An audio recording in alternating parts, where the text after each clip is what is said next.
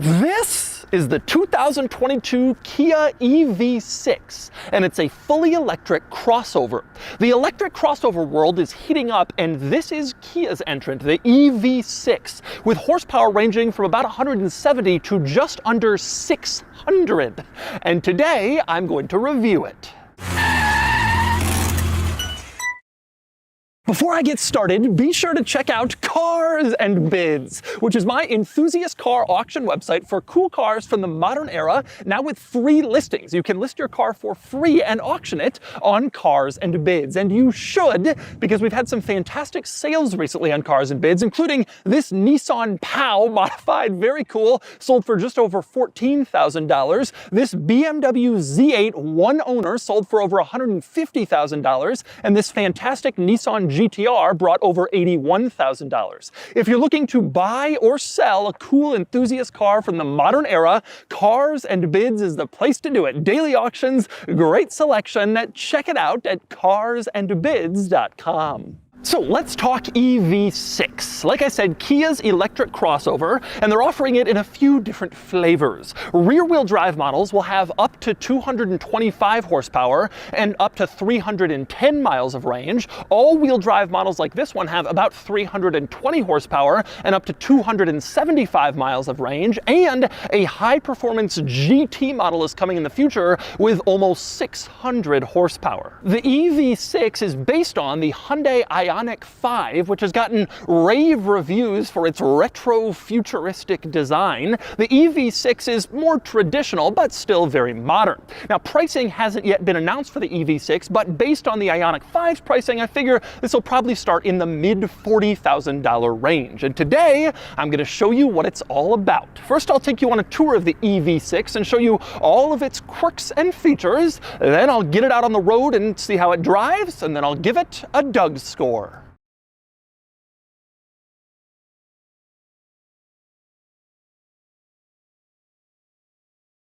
All right, I'm going to start the quirks and features of the EV6, the interior, which is an interesting one. It has some great benefits and cool features and some pretty clear disappointments, and I'll show you all of that. But I want to start with just how futuristic it is in here. If you're looking for an interior that totally stands out from a normal car, that's this. And it's obvious the moment you climb inside and go to start the EV6, where you have the starter button mounted in the center console facing the driver below this like aluminum trim piece in the middle. Very interesting, very different from what you get in most cars. And that continues when you go to put it in gear. The gear selector is a dial. You can see here, you twist it over to the right for drive, and then D lights up at the top, or you twist it to the left for reverse, same deal, and neutral is in the middle. And you can see park is a button in the center of this dial in order to put it in park. Very futuristic controls here in the center, and that even includes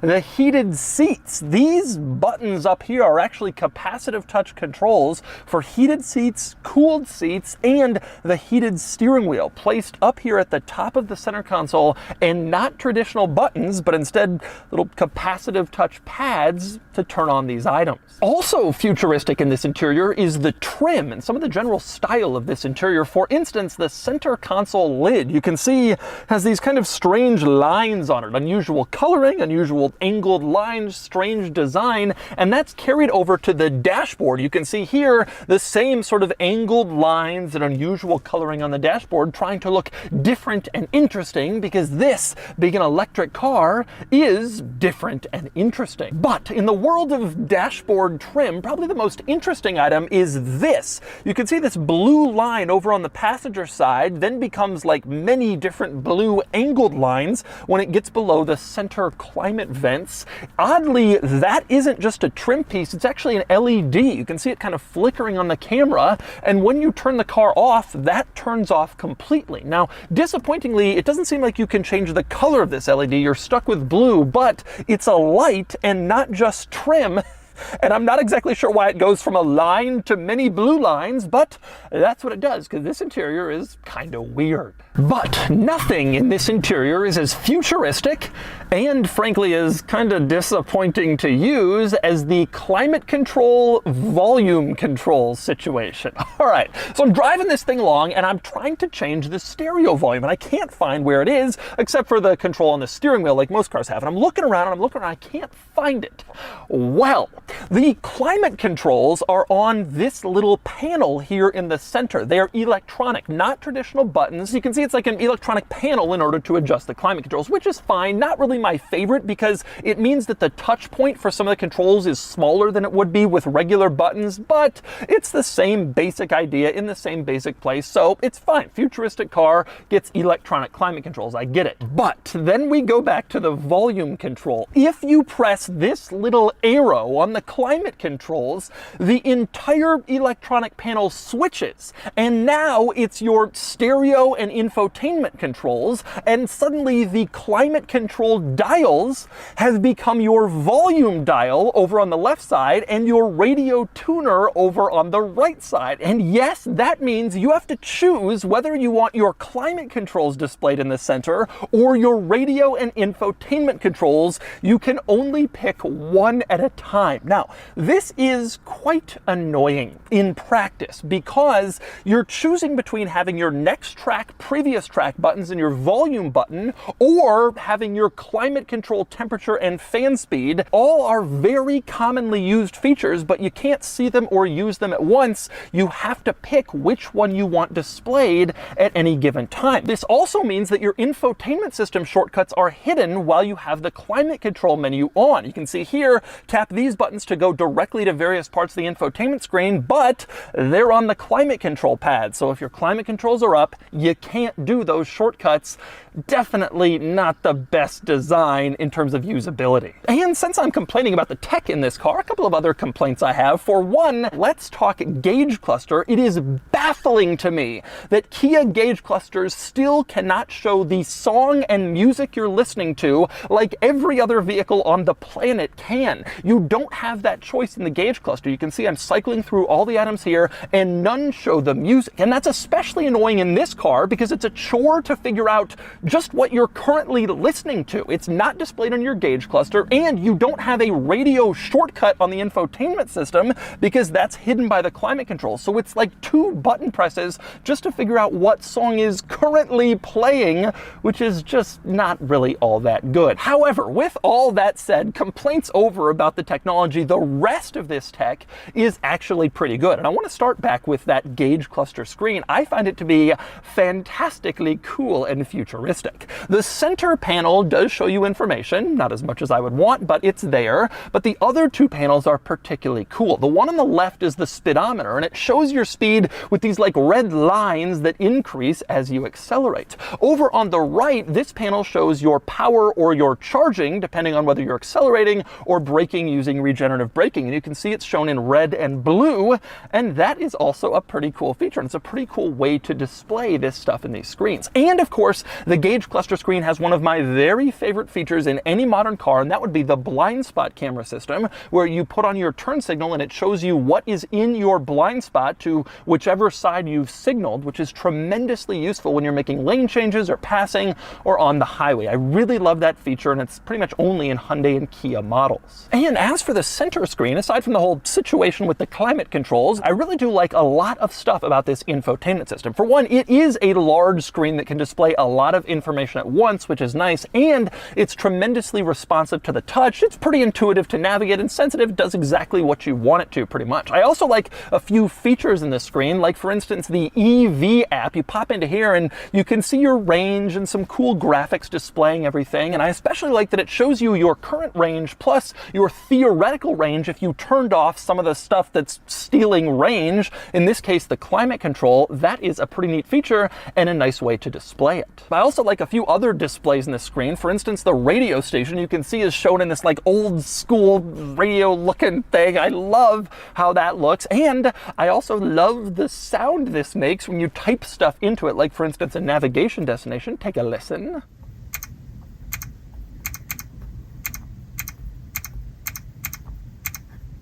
Very cool, very modern, and it does seem like this infotainment system is more fun than other ones. Although it's also very functional. There are some cool features in here, like this around view camera system you can see here that shows basically all around the car, and you can adjust exactly where you want it positioned. That's something I usually see on much higher end cars than this. I'm surprised to see it here in like the high 40s, low 50s for this car, and that is a really, really cool feature, and it's nice to have. I also love that this infotainment system has quiet mode. You can turn that on and it mutes the rear speakers but just keeps the front speakers on, so you can listen to music while your kids fall asleep. Obviously all cars have this, but you have to go into some setting and turn down the speakers and position the stereo. This, it's just the push of one button on the screen, and it's a cool feature. But anyway, next up, onto some other nice and quirky touches throughout this interior. I want to start with the seats, which are not made of leather but rather Alcantara in the center, as you can see, and they have kind of interesting colors, some contrast stitching, white accents.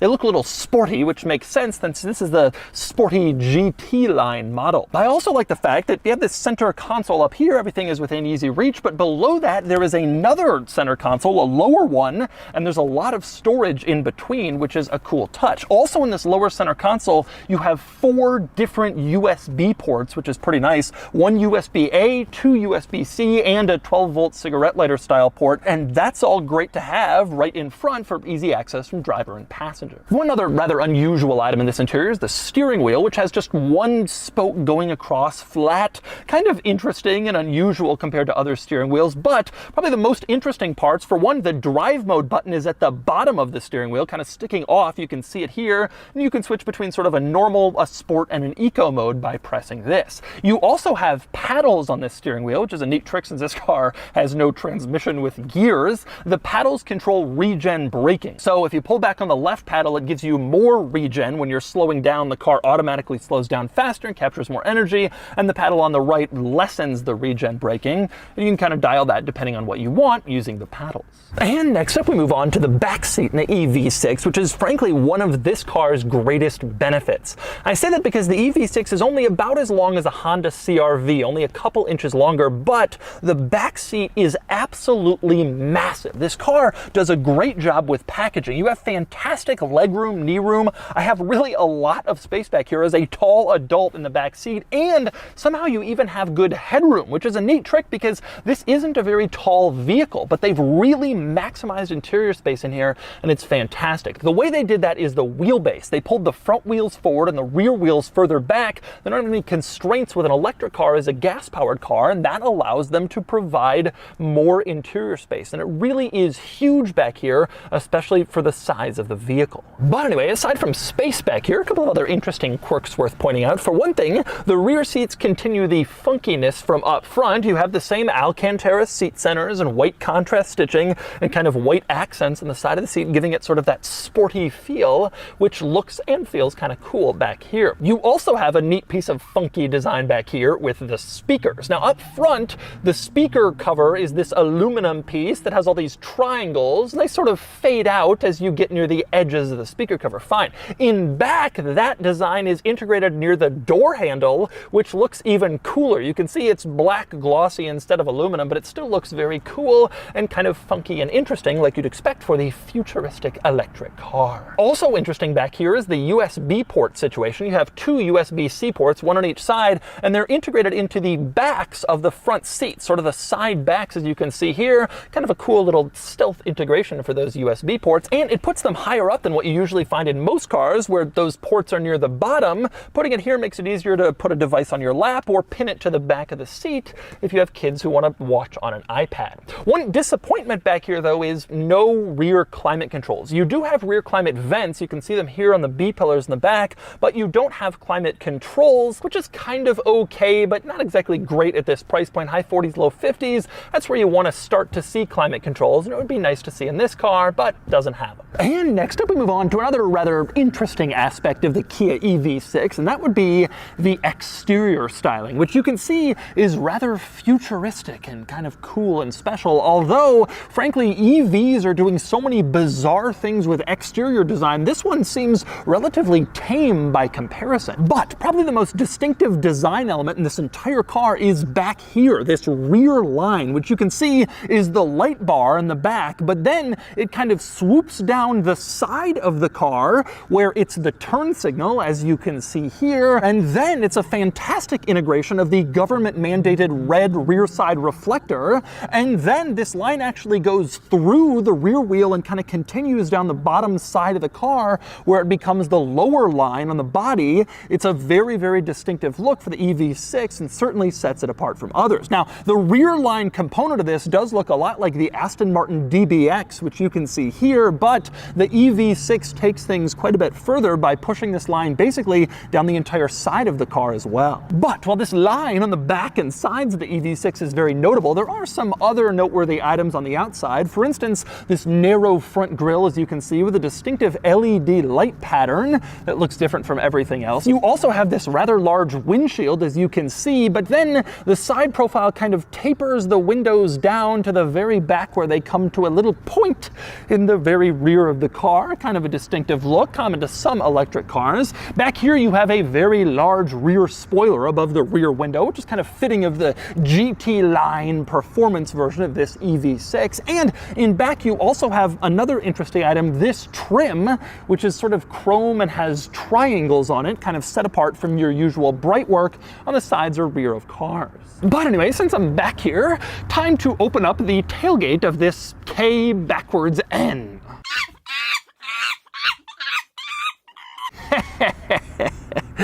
Okay, anyway, opening up the tailgate and into the cargo area. Now you can see when you get into this cargo area, it is quite large. The floor is very, very big, especially for a compact crossover sized vehicle, decent cargo space, but the sloping roofline really does rob you of vertical cargo space here. If you want to put like a large box or something, you might have trouble fitting it. Fortunately, the load floor here can be removed. You can just pull it off and then you get a few extra inches of vertical space, which is a nice touch. Or you can keep the load floor in place and just lift up this front part and you have a little compartment underneath the cargo area, which is also nice to have. Also worth noting, in this cargo area, you do have these latches on the side which drop the rear seats. You pull on it and it releases the rear seats so you can drop them from back here rather than having to go around to the seats individually and put them down, which is also a nice touch. Now, another interesting item in the rear of the EV6 is the charge door, which is right here, very well integrated. You would never really know it's there, but it is. You tap on it and the charge door opens right up electronically, as you can see, and this is where you plug in the EV6 to charge it. If you want to close the charge door, just kind of lightly push it and it will do the rest electronically, closing the rest of the way. You can also open up the charge door with this little button here to the left of the steering wheel. You tap that and then the charge door opens, tap it again and the charge door closes. Pretty simple stuff, but that is your charger door, a nice little hidden integration in the EV6. But anyway, since I'm talking about opening things, let's discuss opening the doors and unlocking the car. You can see right now the door handles are flush up against the car, and that means the EV6 is locked. When you walk up to the EV6 with the key in your pocket, the doors automatically unlock and the door handles pop out so you can grab them and climb inside. When you walk away, they automatically lock again and go back flush with the car. Or you can just do it on the key fob. You press the unlock button, the car unlocks and the door handles pop out so you can grab them and open up the door. Pretty simple, and of course press lock and then the car is locked and they go back flush again. A lot of EVs are doing this, and the EV6 does too. And by the way, speaking of the key fob, this car has one rather unusual feature that most cars don't, and that would be the ability to go forward or backward from the key fob. You can see these little buttons marked P with arrows pointing up and down. If you have the car locked and off and you press one of those buttons and hold it down, you can see the car will move automatically from the key fob. I'm holding the key, I'm not in the car, I'm not pressing anything, the car is moving from the key fob, and you can move it the other direction as well by pressing the other arrow button. You can see I'm pressing it, and now the car is moving backwards, which is kind of a neat little quirk. I've shown this in other Hyundai and Kia models. People are always wondering why you would want this, and I guess the answer is if you're in a tight parking spot, you don't want to wedge yourself in the door, you can just move the car forward and climb in a lot easier. Probably not something too many people will use, but it's there. The ability to remote control, move the car car forward or backward at low speeds. And next up, we move on to the front of the EV6. Now, a lot of electric vehicles have a cargo area up here, and they make it very easy to access and very large. You can put stuff in here. Not quite the case in the EV6. For one thing, access is limited to this latch in the driver footwell, like you're opening up the hood in a gas-powered car. There's no like button on the key fob or easy button in the interior to open this up. But once you've unlatched it, you come around here and you can see this is what's under the hood. There's a lot of mechanical components, and then right in the center there's a plastic box marked EV.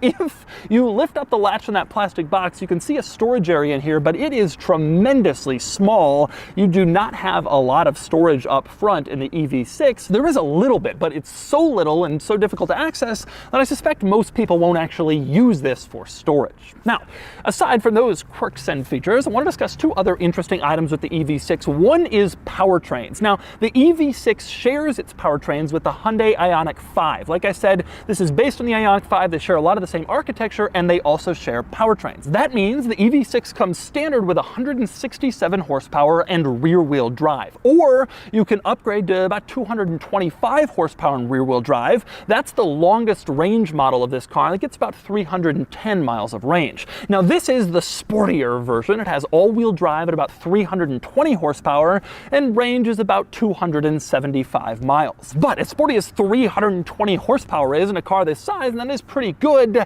there is a sportier version coming. The EV6 GT will have almost 600 horsepower, which I suspect will lead to some great performance numbers, and I can't wait to check that out whenever it arrives in the next year or two. As for the other EV6 models, they go on sale early in 2022, in the next month or two, and pricing hasn't yet been announced. Although, based on Ioniq 5 pricing, I figure this will start in the mid $40,000 range. This one, like I've been saying, is probably in the high 40s to low 50s, which puts it in decent competition with other electric vehicles at this price, performance, and equipment level.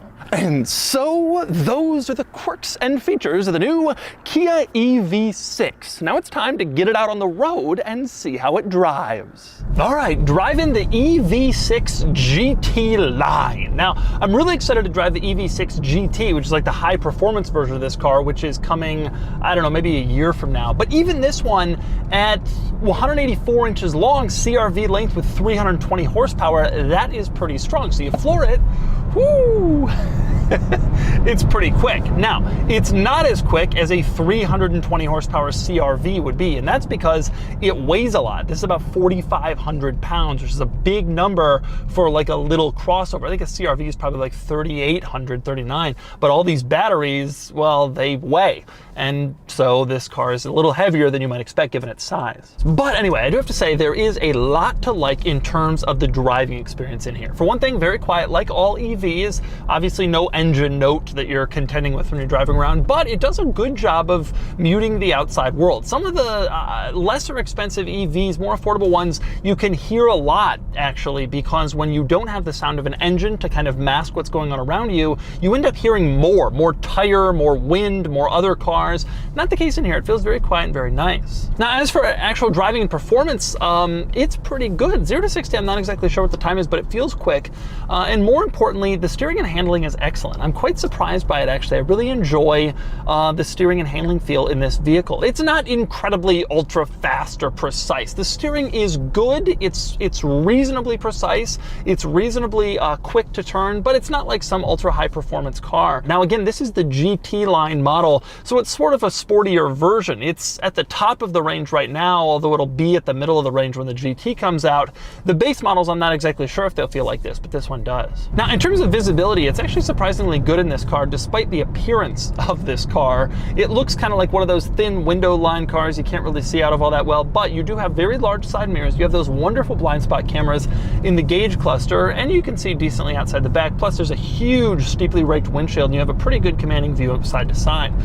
This car is a really interesting use of space, like I mentioned before, and that's true in the driving position as well. You sit higher than you would expect, considering that it's relatively easy to get in and out. I don't know how Kia and Hyundai have managed to do it with this and the Ioniq 5, but this feels like a crossover, but also a car, but in the best ways. And it feels large, but also small in the best ways too. It's small when you're maneuvering it, but large on the inside. It feels like a crossover from a seating position perspective, but like a car when you're climbing in. It's a really, really good and clever use of space of this car, and I think that's something that a lot of people are going to like. Really, I think there's a lot to like in this car. It isn't quite as sporty as I was expecting. One of the reasons that I was really, really excited to review the EV6 is because I was looking for something like sporty and fast and fun, because I remember my Kia Stinger, which I owned, was like that, and I was kind of hoping for this to be an SUV version of that, just electric.